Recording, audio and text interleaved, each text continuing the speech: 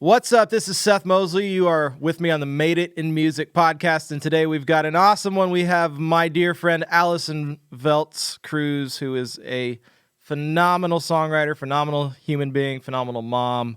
Just celebrated her first #1 single with Matt Stell's song Prayed For You, one of my favorite songs that's come out in the past several years, and we're going to dive into the story of that. But before we get into the meat of the interview, if you're listening to this podcast, that probably means that you're interested in songwriting. And at Full Circle Music, we spent months creating the best songwriting resource available on the market. It's a premium online course called Song Chasers.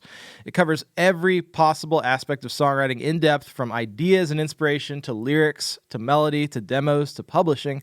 We even featured tons of major guest artists and songwriters to help teach songwriting for specific genres. If you're interested, go to fullcirclemusic.com and click on Academy. Again, that's fullcirclemusic.com. Click on Academy, and you'll see the course right there. It's the best resource we've ever created for songwriters, and we hope you check it out.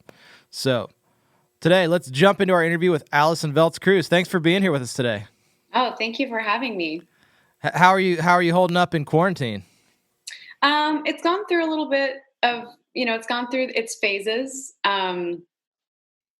We kind of caught a stride recently, which has been nice. I have a 7-year-old, and so we actually just found out yesterday that she left first grade on March 11th for the rest of the year. And she's not going back until second grade, it's just interesting. I've gotten kind of into the homeschooling thing, and we're kind of getting into it over here. So it's been a great bonding experience for my family to have all the extra time together. We won't go down this sidebar, but are you guys moving towards homeschooling as a result of this? No. Okay. Fair enough.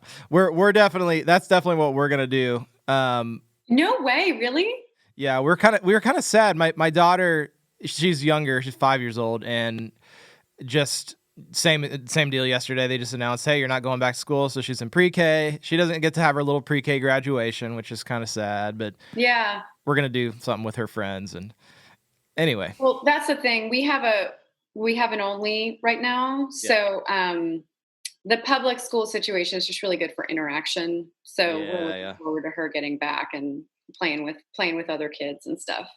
That's the social interaction's huge. Yeah. Well, speaking of social interaction and homeschool, how did music first inspire you? Great segue. I'll do what I can. How did music first inspire me? Oh my goodness. These are always such interesting questions, because I was just so born into the music situation. I don't really remember the first time I sang. My family was the kind of family that was like harmonizing at breakfast, accidentally, just all throughout. There were always guitars. There were always makeshift. I lived in a bunch of different places, but every single weird place we would live, there was always some makeshift studio with, equipment that updated through the years. And so music genuinely inspiring me rather than just being something that was around my house. I can't remember the moment. It was just always there. I have to say though, maybe just simply harmony in general. I think once I realized that you could sing with someone else a different note and kind of almost bond that way was very inspirational. Musically, I was like, oh, this is me making music. I don't have an instrument, but I'm making a chord with someone else. And I feel like it all started with harmony. And that was, again, just to clarify, you had a family band, right? Is that what you're meaning? Yes. We eventually became a family band. We were always musical, and I say we, but it was really just my parents were very musical. And then we just took, I guess, the show on the road when we went bankrupt and became a band to just make money, which sounds really backwards.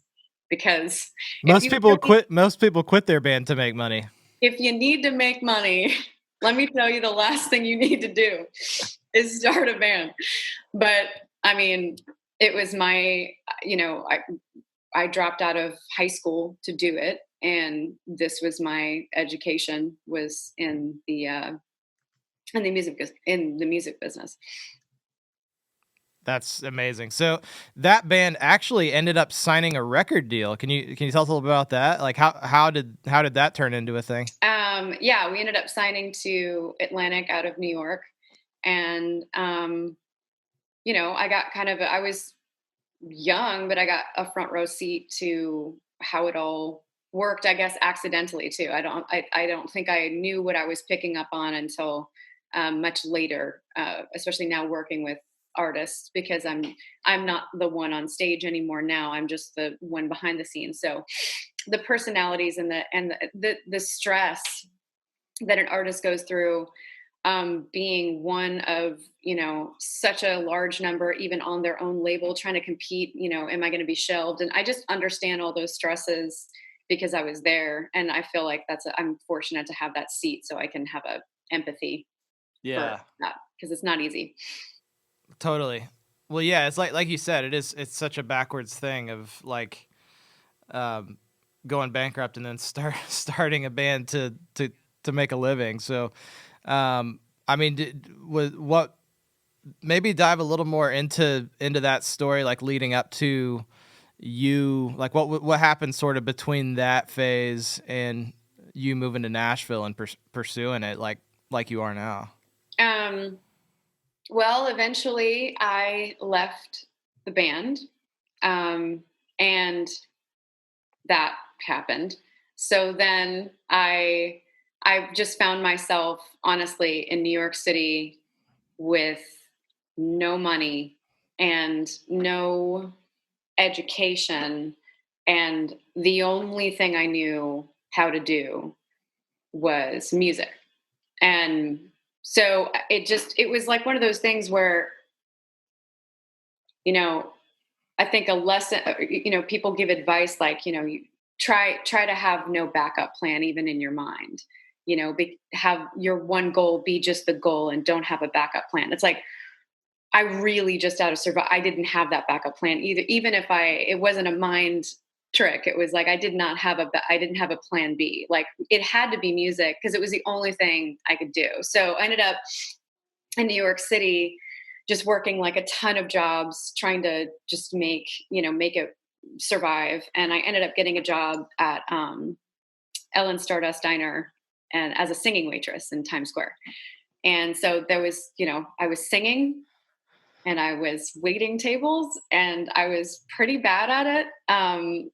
The waiting tables part, like I have one receipt that I saved where they said worst waitress ever. And I don't think I wasn't mean. I don't know, maybe got scatterbrained or whatever, but that company, Ellen Stardust Diner, you can be okay and make money and be there. So it kind of leveled me out. And at that point I started, my sister had already moved to Nashville. So I started thinking about Nashville and I wonder what's there for me. And so I started flying myself back and forth and just, but it was just like this weird gravitational pull towards Nashville. There were just things that would pop up, my sister obviously being here was a pull in and of itself, but all these other things, even disconnected from that, would happen. And then I moved here with $40 left. I paid $80 for a one-way ticket. They lost my luggage on January 4th, 2011, and started my Nashville journey. And I had been so used to not knowing what was going to happen and not having any guarantee or any consistency that I was almost perfectly prepped to move to Nashville and pursue a career in music.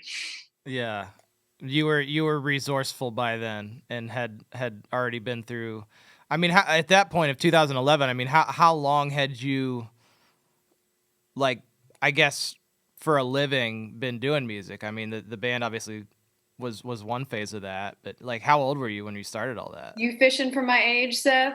I'm not. I just want to give people an idea of like, hey, this is, people think, people, you get a number one, it's an overnight success, but Yeah. it's overnight, usually over a decade or two or whatever. No, it's true. No, I mean, I was 16 when we became a family band. I was in that band for 10 years, and my family system, I didn't leave it until I was 26, and then I moved here. That was I'm just, should I just say it? Yeah. Well, I mean, if you want, you don't have to. I mean, anybody could do the math, but like, so what was the question? Like the timing between? Yeah, I'm just interested. Like, so 2011 was like your move to Nashville. A lot of people move to Nashville with this hope of pursuing a music career, and that's their starting off point. You already had years of experience. I'm just trying to paint the picture that a lot of people don't understand how long it can take to kind of break into the business as right. I see what you mean. Writers. So yeah, that's true. I mean, there was sort of a foundation also laid of people that I knew. But I was 16 and 17 and 18 in that band. So, like I said before, my education was more accidental. I just had kind of like, it was just around me. And so, I was picking up on things that later I would connect the dots and make sense a little bit later. But yeah, 2000, I mean, it's 2020 and they call this town a 10-year town. And it was 10 years on top of my also entire life before. But, it doesn't feel like, I think when I don't know how to say this, but like when it's something you're going to do, you're not really counting the years. It's just something you're doing. And and there are a ton of mini little successes that maybe aren't the number one song, but they're enough to tell you that you're on the right track and to keep going.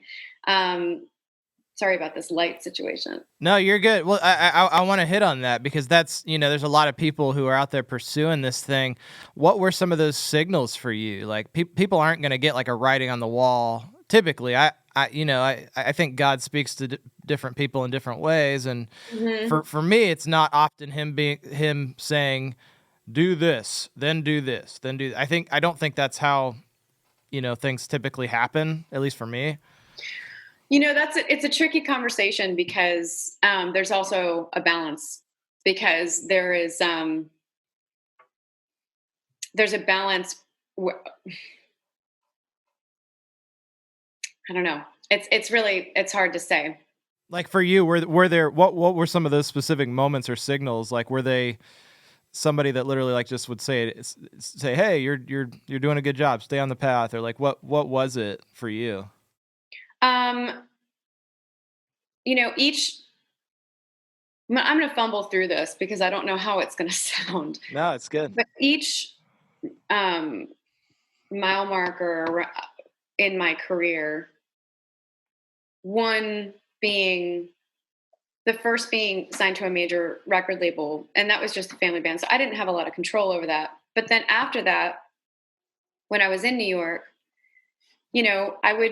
I'd have a production team wanting to sign me to a production deal. I had a publisher sign me to his publishing company and pay me to do that.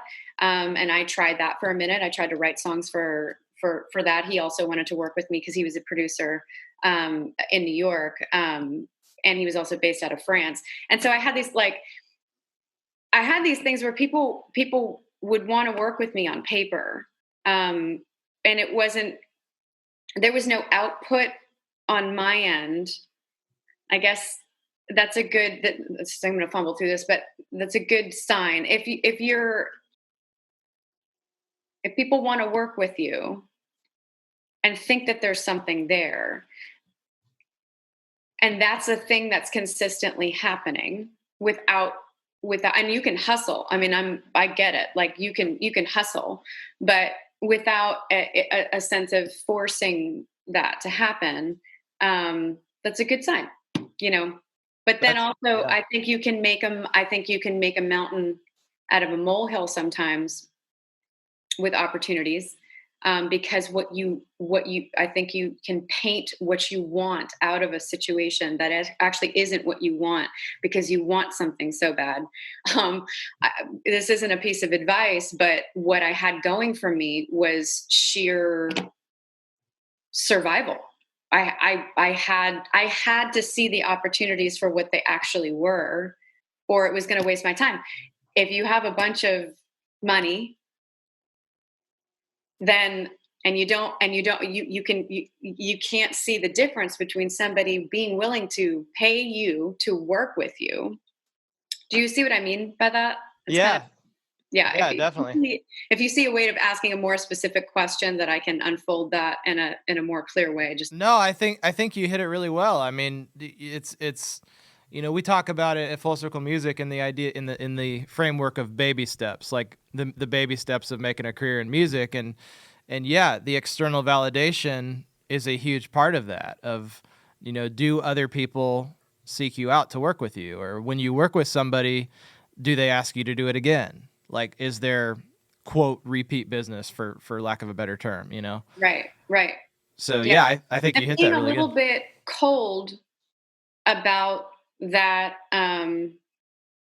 process with yourself, because eventually, if all things go right, your relationship with your career must be separate from your relationship with your identity. And I think that is the biggest that's the hardest part about being in a dream career, because it's really hard to view your work and what you're doing coldly enough to see it clearly, because it pangs, because you remember when you were 4 years old with a hairbrush in your living room and your whole family loved it, and you were singing whatever songs, and everybody at school said you were going to be a star, and your uncle said you were going to be a star, and those dreams can mess with you, and they can manipulate your sense of reality, in this actual career that isn't about compliment. There's no currency in compliments. There's no uh, eventually it has to lead to dollars and cents, or it doesn't make sense. Man, that's good. You should actually trademark that. There's no currency in compliments. What do you mean by that? Like, let's riff on that for a minute. I think that when you have a dream career and it's this, and also it's also nurtured by culture.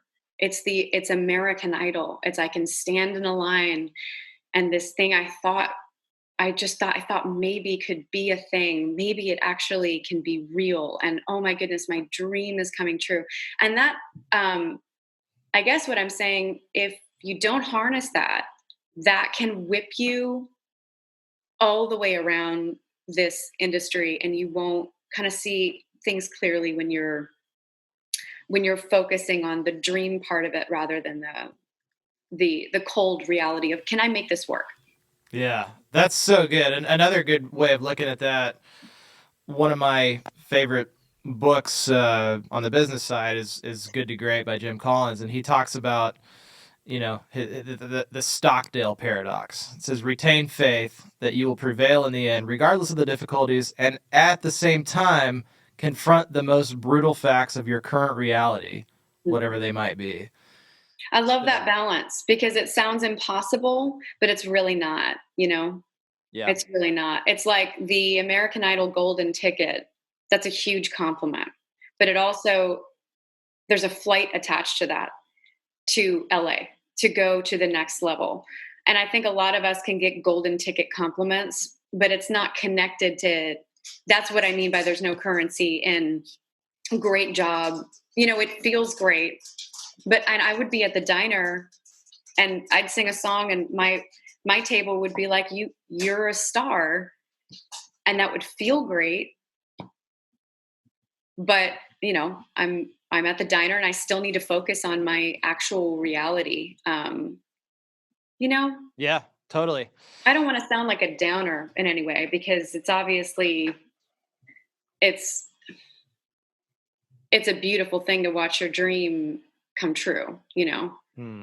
and there's a faith there, but your relationship with God and what God's doing in your life, for anyone who needs to hear this, it's not about music. It's not about it's about your heart first and foremost, and your relationship with him. And music is just this awesome bonus that he gave to you to hopefully use in the way that he wants to. That's the biggest goal, Yeah, that's so good. Well, I want to dive a little more into that. We're going to actually do that in our deep dive, because I want to hear, and I just think your story of coming to faith that coincides with your music journey is so fascinating. So we're gonna address that and hear that story in our deep dive. If people want to access that, if they're interested, go to madeitmusic.com.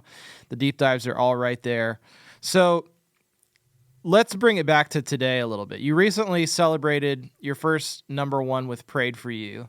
Tell us the story behind writing that song. Okay. So there's two versions of the story. One is like the kind of interesting music industry part of that story, which was I played around at the Bluebird with Jimmy Allen. It was me and Jimmy Allen, and Jimmy Allen's producer and manager, Ash Bowers, was at that show, and I played a song that he liked for Jimmy. And so he approached me, and he talked about that song and whatever. And he said, I really like your writing style. Why don't you write with one of my new artists? So then we set up a write with Matt Stell, his new artist. And Matt Stell, though, is my sister's husband's cousin. So I've known Matt Stell for years. And I wrote with him back in the day, like once. So I get in the room, and it's just this kind of interesting, came from the Bluebird, whatever. And then I actually know him, and that was fun. So that's the music industry side of it. My personal life. So I found faith later in my life in 2016, and felt completely arrested one month by, at the time, something mysterious, to read the Bible and figure out what was in there. And so I read the Bible. I quit kind of everything, and I read the Bible in a month and a half, probably. Wow. But, I would just read for 5 hours a day, and I did not know what was happening until I got into it. And then the truth just started to fix me and change me in good ways and from the inside out. And so my whole world changed after that in a good way. And I started praying for the first time in my life. And I started journaling those prayers, and that was October 2016. And then May 1st, 2017, I got baptized in my church. And then 4 days later, I met my now husband, Kyle. Wow. And we were set up to sing a song together at a wedding. And by May 6th, by the next morning, I just felt like I was going to marry that guy. And then on May 11th, I had a write scheduled, that same write that was booked with Ash at Bluebird with Matt Stell. And that morning I was looking through my journals of all of my prayers, and because I prayed very specifically. I encourage people to pray specifically, because God's so cool. Like, he's the God of the details. And I prayed very specifically for a husband, like traits. And I looked at them that morning, and I was like, that was the morning of my first date with my husband. So he asked me out on a date. And that was also the morning that I wrote Prayed for You. And I was looking through my journals that morning and I said, this is the dude that you're the one I prayed for you. You're the one. So then I get this like download of like, wow, maybe this is the song today. And I actually have audio of me recording the back half of the chorus, and then kind of like I'm just so obviously crying in the audio. It's really embarrassing. And then I showed up and we wrote that chorus, and I think we all knew what we had, because it just came from it just came from another thing, another place. And I don't know, we just knew that day. Yeah. We just So felt good. I love that story. So I love it when songs that come from real raw places. There's a thing I've been saying a lot lately, that people resonate with what's real. Mm-hmm. And so I love that ended up becoming a number one. What was the story of that on the kind of just, I guess, more tactical side? How did that song end up going number one? So he was developing Matt, and he had a bunch of great songs. And I think that they just sort of wanted to, put content out on Matt and just compile these songs that he worked so hard on. And Prayed for You was one of them. And it was like a 5-song or 6-song EP, and they just put it on Spotify. And the dream scenario happened where just uploading it, all of a sudden you could tell there was just a very, people would zero in on that song, and they would take it for their own, and they would play it at their weddings, and they would say, this is mine. I want this for my story. This is, I want to weave this into the people that I've prayed for in my life. Babies. I know that my best friend tried to have a baby for 8 years. And when she first heard the song, because she finally now she has 2 beautiful children, and she first heard the song, it's like, this is what I prayed for. This is the you that I prayed for. And this is the you that I prayed for. So that started to happen just on Spotify, with no playlists. Just the amount of streams was compelling enough to think about what they wanted to do further with that song. And then Barry Weiss, this might be a little bit too much detail, I think, because no, jump in. I love it. I love the details. So my manager that I used to have in New York City, her name is Randy Rosano, and she has been angel champion for me. You got to have those. You have to have them. I have 2, Derek Simon and Randy Rosano. They have been with me from the beginning, and when nothing was going on, they've kept with me. So Randy heard Prayed for You, and she loved it. She sent it to Barry Weiss over in New York. So we went from Nashville to LA to New York. Barry flipped out over it, and he contacted Ash and ended up, really connecting there.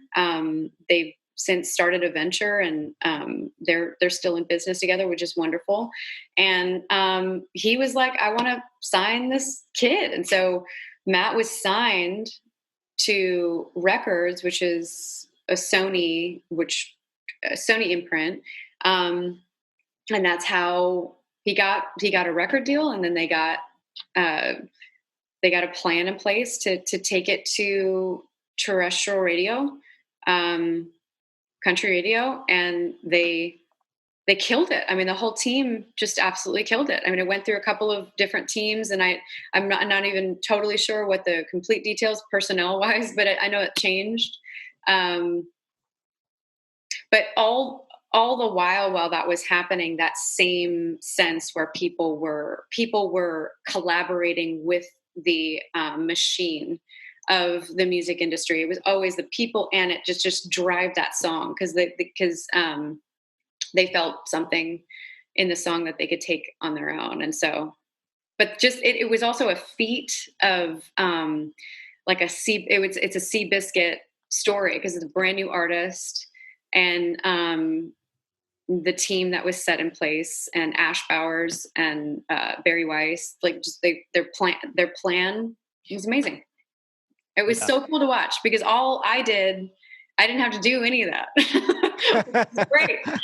I was just like looking at the chart going, wow, look at the little song that could. Well, that's the thing that I don't think a lot of people realize is for songwriters, after you write it, there's not a whole lot you can do to influence the process on that. Oh, but I tried. Hey, and if you have any ways that works, feel free to let me know. When I was an artist, I was signed to Blaster Records here in Nashville when I first moved here. And one of my radio regionals, poor thing, ended up to be Matt's radio regional. And so I was like texting him just like for information that he his like I have no business asking for. And I was like, oh man, it was fun. I love it. You don't have to influence, but you can sure try. Yeah, you can try. Exactly. Yeah, you can try. Well, I mean, the fact that, it's interesting for me to hear that, Barry Weiss, obviously that's a very good champion to have in your corner. I mean, we're always talking about find your champion, how important that is. It's interesting to me, oftentimes nowadays, that if you get somebody who has a track record of success like Barry Weiss, if he hears a song and puts his stamp of approval on it, then everybody kind of has to fall in line with that. They don't have to. It's still got to be a good song, but I've seen that happen. Not going to name any specific cases, but I've seen that happen where some executive from New York has called, Nashville office and said, "This is a hit. You cannot miss this one." And so that's interesting that was a little bit of the case here too. Yeah, because ultimately that's indicative of his hard work, that his stamp of approval could flick that kind of a domino. That's what he worked so hard for, is that if he says, then people kind of follow that. That's a cool thing because you work for that influence too. Yeah. So we talked about it a little bit before we started recording, but you're kind of coming to the realization now, and you're one of the rare people in Nashville now who are purely songwriters. Like you're not a producer writer. You're a songwriter, though I think you have a lot of great production instincts, and you could do that at some point if you wanted to. But I don't know the knobs, Seth. Hey, that's okay. But you're what a lot of people would call a top liner. Like you come in, your focus is the lyric, it's the melody, and you're one of the rare people that's actually making a living doing that now. Mm-hmm. And a lot of that has to do with you understanding the power of writing for singles. So can you speak a little bit to that, what we kind of talked about before we started recording? Why are singles so important for songwriters? Yeah, that's a great question, because I think it always comes down to, because there's a danger when you go to one side or to the other.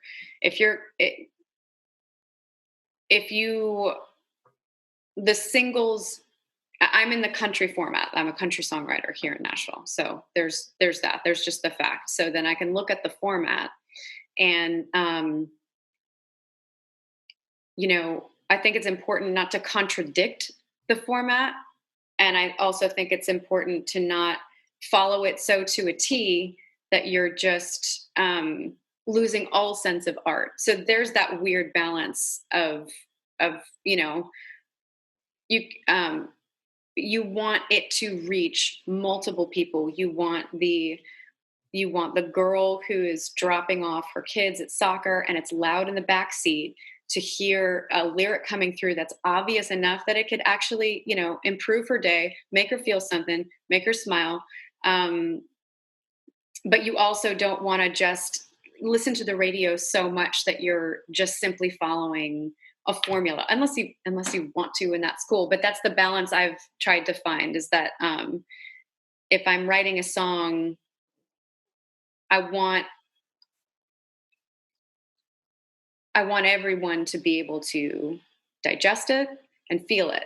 And then, but at the same time, like, I'm going to fumble through this too, because I have a song out right now with a very good friend of mine, Ross Ellis, and it's called By and By. And that song is, to me and to us that day, was just pure art. I mean, we bled that song that day. It was coming from a completely real place. It's his completely real story.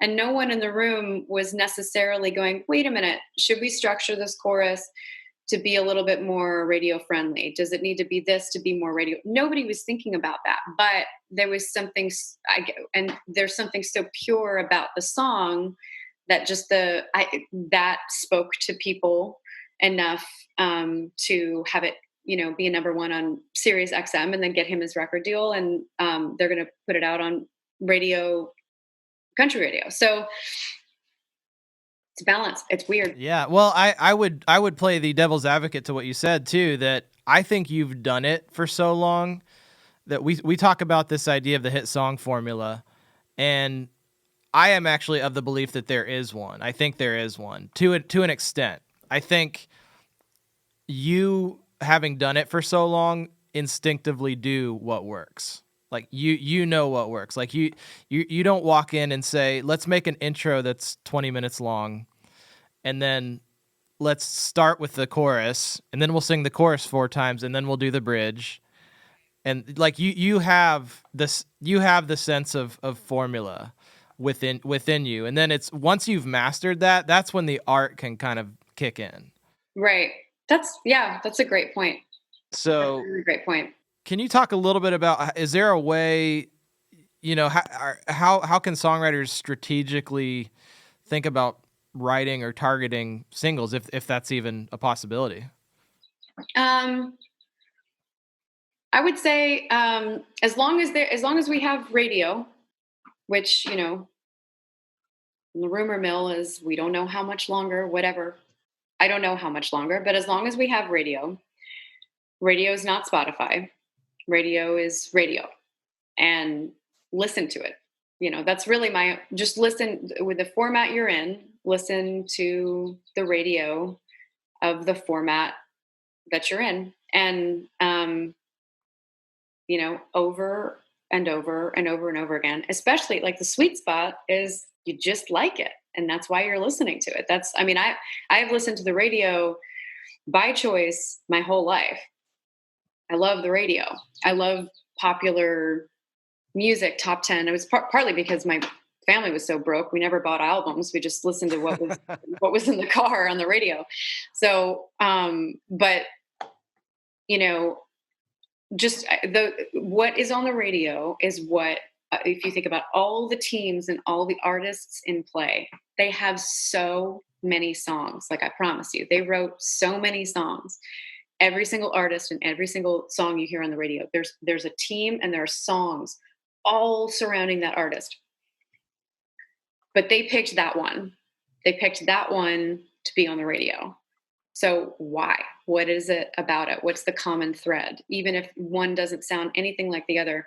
I mean, you can take that from pop to country too. Like, what's the common feeling? What's the common thread? You can weave through this and try to get your hand on the needle somehow.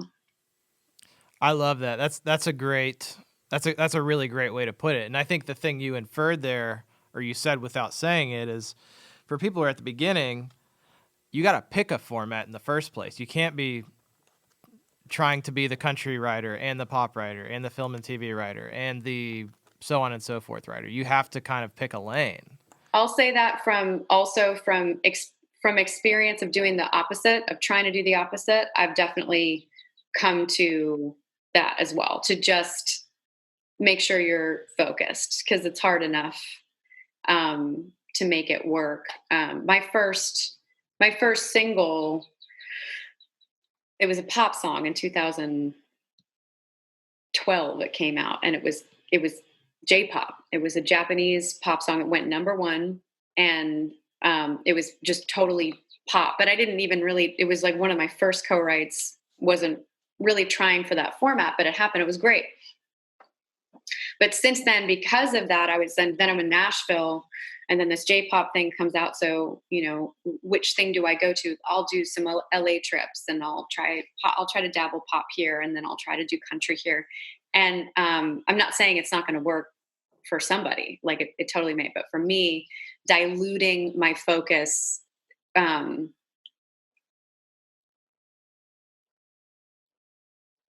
I don't know if it slowed the process, because I got a lot of education in the meantime, but diluting the focus was, maybe it did slow the process. Sure. Because once I decided to focus on country, just country, things started rolling. Yeah. I would wager that once you made that decision, things kind of started heading in a unstoppable direction, which you're on now. So as we're kind of wrapping up, I'd love just your advice for songwriters in our audience who are maybe at the beginning of their career, in year 1 or 2 of their 10-year town journey. If they specifically want to be a top liner, this is what you have a black belt experience in. If they want to be a top liner, what are some of the challenges they might face, and what are some of the opportunities that they should look for? Well, opportunities would be to find people like yourself, Seth, people that are producers and track people that produce tracks in a writing scenario that you love.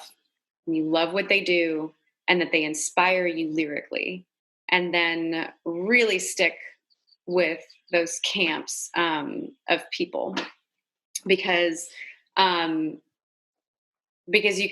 need to team up. If you're just top line, you definitely need a team. So it's always good to think more than you're thinking of this publisher or this opportunity, whatever.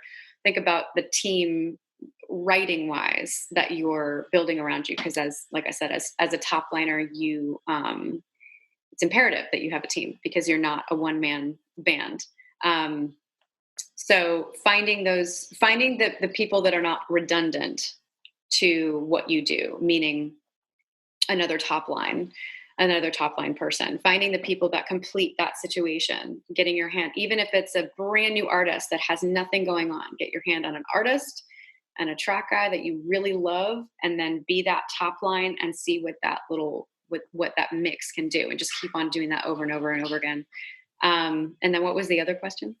Well, yeah, some of the challenges, I guess. I mean, if they want to be a top liner, what are some of the challenges with trying to pursue that angle? Man, I hate to dodge the question, but man, it's all challenging, all of it. It's challenging to find the team. It's challenging to find the publisher that is an actual champion, not just even a publisher. It's challenging to, are you talking about creatively or like in the business? Could be all of the above. Yeah. And you definitely hit on some of them. I mean, obviously finding the champion is, I would argue, probably close to the top of the list. That's an opportunity, but it's also the biggest challenge. Yeah. So you've got to have that. So, man, I think that's a great answer, and we'll kind of wrap it up at that. Once again, we are going to do a deep dive on Allison Veltz Cruz and her journey to faith. Once again, madeitmusic.com. You can go there and you can access all the deep dives. Once again, just a final reminder before we sign off today. Head over to fullcirclemusic.com. Check out our Academy button if you're interested in learning to write commercial songs. We've got the Song Chasers course up there. Do yourself a favor. Check it out. Do a little perusing. And we will see you on the next podcast. What's up? Thank you for watching the Made It in Music Podcast Season 3. If you want to check out any of the other episodes from Season 3, click up here. And we talk in the show about these really cool deep dives with all this extra bonus content. And if you want access to all of those, click here.